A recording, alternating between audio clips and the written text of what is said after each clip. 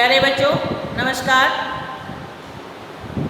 मैं डॉक्टर निर्मला शास्त्री आज आप लोगों को तुलसीदास द्वारा रचित भरत महिमा का गुणगान आगे बता रही हूँ, इसे आप लोग ध्यानपूर्वक सुनिएगा।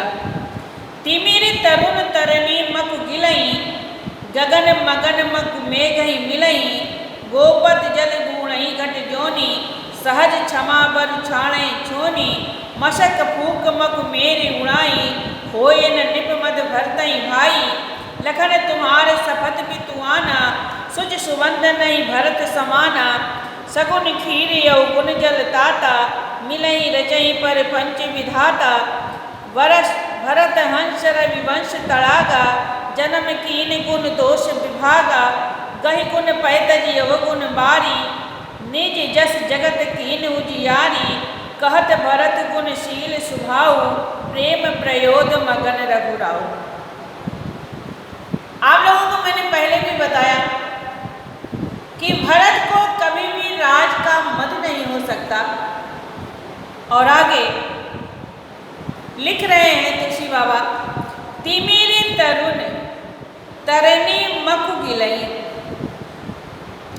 चाहे तिमिर तरुण दोपहर का प्रचंड धूप,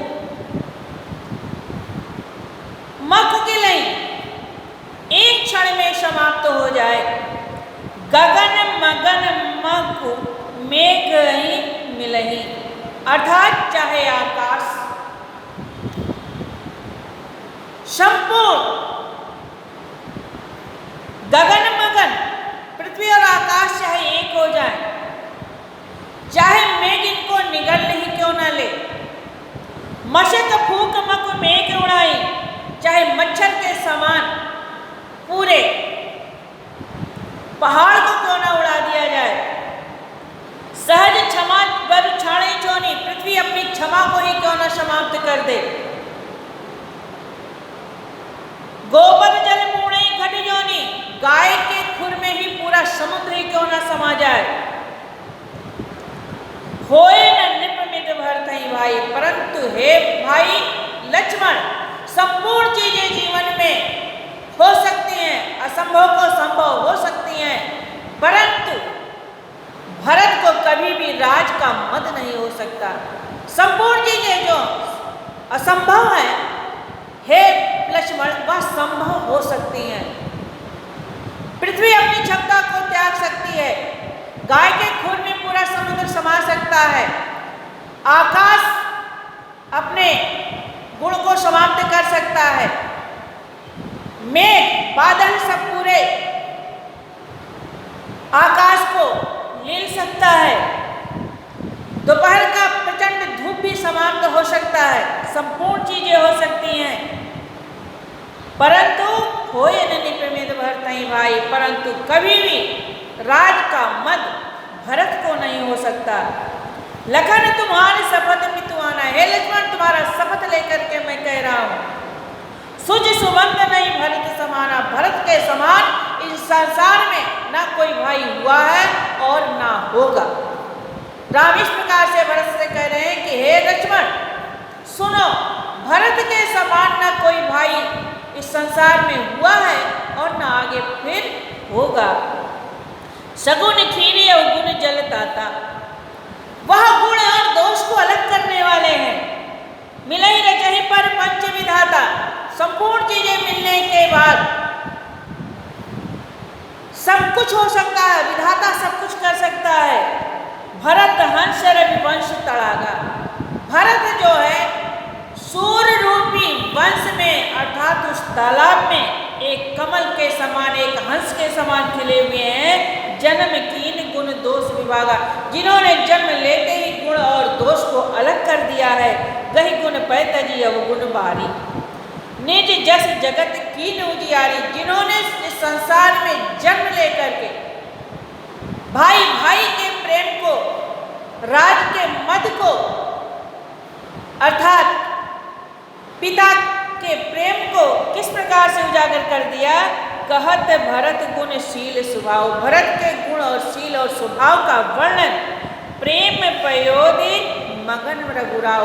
उनके प्रेम और शील और स्वभाव को देख करके प्रेम रूपी समुद्र में राम मगन होकर के कह रहे हैं, सुन रघुबर बानी विबुध देखी भरत पर हेतु, सकल सराहत राम सो प्रभु को कृपा निकेत। इस प्रकार से प्रभु श्री राम के वाणी को सुन करके कि भरत पर प्रेम किस प्रकार से राम का है, सकल सराहत राम सो, संपूर्ण समाज राम की सराहना करने लगा और प्रभु की जय जयकार करने लगा। जो न होत जग जन्म भरत को, अगर इस संसार में भरत का जन्म नहीं हुआ होता तो सकल धर्म धुरी धरनि धरत को, संपूर्ण धर्म धूल में मिल जाता। कवि कुल यगम भरत गुण गाथा। फिर लोग भरत के गुणों का गान कैसे करते। को जाने तुम बिन रघुनाथा, अर्थात आज राम की महिमा को कौन जानता। लखन राम सिय सुन सुरबानी, लखन राम सिय सुन सुरबानी, सुंदर शब्दों को सुन करके अति स्नेह लहू नहीं जाय बखानी, अर्थात इसका वर्णन नहीं करते बनता, जिसका वर्णन प्रभु श्री राम ने स्वयं अपने शब्दों में किया है। यहाँ भरत सब सहित सहाय, मंदाकिनी पुनीत नहाए। और पहुँचने के बाद भरत जो है वह जहाँ पर जिस फटिक शिला पर राम और लक्ष्मण निवास करते थे सीता जी के साथ, उसी से नीचे मंदाकिनी नदी बहती है, जिसमें भरत जी ने स्नान किया। सरित समीप राख सब लोका, और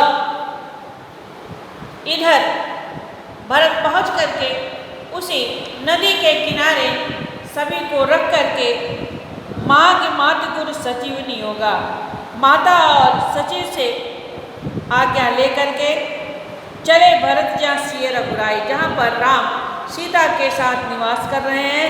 शकल निषाद नाथ लघुभाई, और अपने छोटे भाई निषाद राज को भी साथ लेकर के समुझ मात कर तब सकुचाई। भरत के मन में यह है कि जब जिस समय मैं राम से मिलूंगा, बड़े प्रेम में है, परंतु माता के कर्तव्यों को सोच करके सोचते हैं कि कहीं वह पीछे न हट जाएं।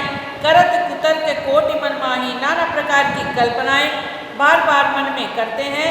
राम लखन सिय सुन मम नाओ, हो सकता है कि राम लक्ष्मण और सीता मेरे नाम को सुन करके कहीं अन्यत्र जाकर के न बैठ जाए। इस प्रकार से भरत के मन में नाना प्रकार के तर्क और वितर्क हो रहे हैं। अब यहीं पर मैं समाप्त करती हूँ, आगे आप लोगों को कल पढ़ाऊँगी। तब तक के लिए धन्यवाद।